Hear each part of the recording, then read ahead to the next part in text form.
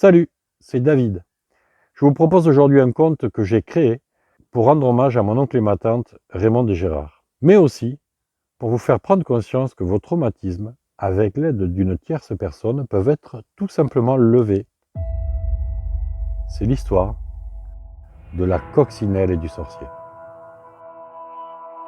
Notre petite coccinelle avait très soif. Elle savait que d'aller boire au ruisseau était très dangereux pour elle.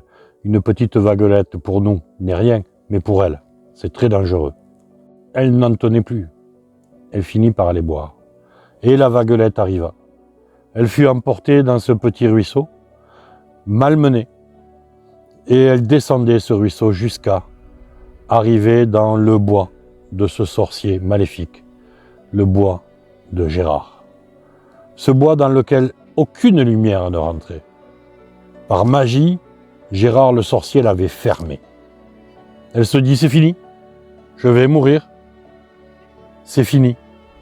Dans ce bois-là, avec la méchanceté de Gérard, de toute façon, je ne pourrai jamais être sauvé.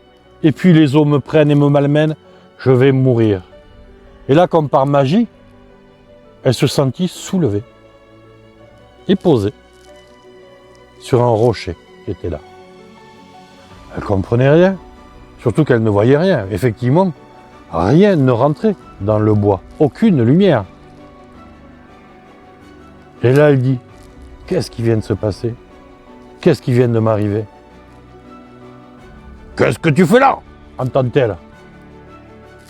C'est toi, Gérard? Oui, c'est moi. Et tu le sais, que dans le bois, il est interdit de rentrer.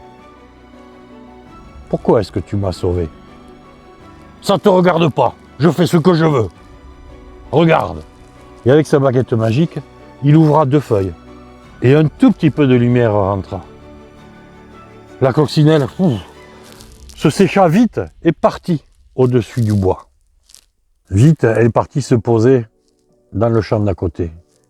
Et là, elle se dit, mais enfin, cet homme que l'on dit aussi méchant, Gérard, pourquoi il m'a sauvé?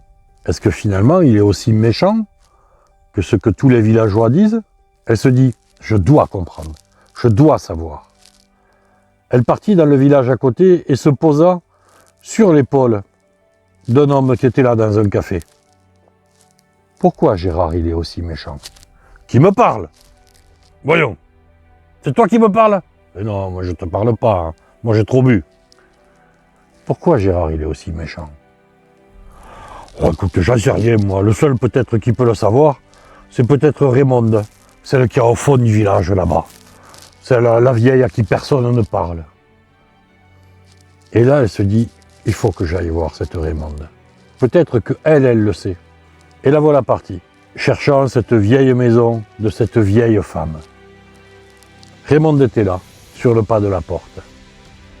La petite coccinelle se posa sur son épaule et lui dit, « Dis-moi Raymonde, pourquoi Gérard est méchant? » « Oh, moi je le sais, pourquoi il est méchant. Mais il n'était pas méchant à la base. Gérard, c'était mon amoureux. Et on voulait se marier, tous les deux. Mais mes parents, eux, ils voulaient pas. Mes parents, à moi, ils voulaient que je me marie avec le boulanger. Donc Gérard n'est pas au courant que tu ne t'es pas marié. Et non, il ne le sait pas. Et je vais mourir, vieille. Il ne le saura jamais. La petite coccinelle n'en tenait plus. Elle savait maintenant pourquoi Gérard était méchant. Elle savait qu'en réalité, il n'était pas méchant. Il l'avait sauvé de l'eau une première fois. Elle savait qu'il recommencerait. Elle se jeta dans l'eau dans le ruisseau, juste avant le bois, en se disant pourvu qu'il me sauve. Et là, Gérard la sauva, encore une fois. Elle se sentit soulevée et posée sur un rocher. « Qu'est-ce que tu fais là? Je t'avais dit de ne pas venir. Tu le sais, ça fait 2 fois que je te sauve. Il n'y aura pas de 3e fois. Maintenant tu t'en vas, je ne veux plus te voir. Il faut que je te parle. Tu n'as rien à me dire. » Elle ne s'est pas mariée. « Qu'est-ce que tu me dis? » Elle ne s'est pas mariée. Mais si, elle s'est mariée. Mais non, elle ne s'est pas mariée. Et là, les feuilles, comme par magie, commençaient à s'écarter les unes des autres. La lumière commença à rentrer dans le bois. « Qui te l'a dit ?» C'est elle qui me l'a dit. « Elle est toujours vivante ?» « Et oui, elle est vivante. Si tu allais la voir, elle serait contente. » Tout autour de lui commençait à s'ouvrir. Des fleurs commençaient à pousser. Il se dit « Je dois y aller. Si elle ne s'est pas mariée, je dois en être sûr. » Les villageois à côté du bois commencèrent à voir les arbres bouger. Des fleurs poussaient juste à l'orée du bois. Tous commençaient à s'agiter. Et évidemment, Raymonde fut au courant. Et la voilà partie, elle aussi, en marchant tout doucement avec sa canne pour aller rejoindre Gérard. Gérard, lui, était encore dans le bois. Il marchait évidemment avec difficulté. C'était certes un sorcier, mais il était vieux. Et tout autour de lui, les fleurs bleues poussaient. Des fleurs bleues magnifiques. Il arriva à l'orée du bois. De là, il vit les villageois, évidemment, qui avaient toujours peur de lui. Mais au loin, il vit aussi Raymonde. Raymonde qui marchait tout doucement avec sa canne. Et à chaque fois qu'elle posait sa canne, des fleurs rouges poussaient tout autour d'elle et derrière elle. Elle le vit aussi, et ils se mirent tous les deux à aller l'un vers l'autre. Tout doucement, comme deux personnes âgées, Raymonde planta son bâton, et comme par magie, son bâton devint un grand chêne.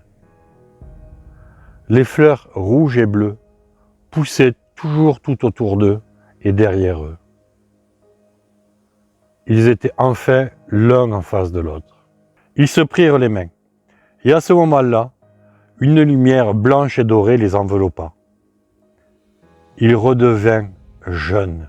Ils se regardaient et s'embrassaient. Tous les deux, sans un mot, re-rentraient dans le bois.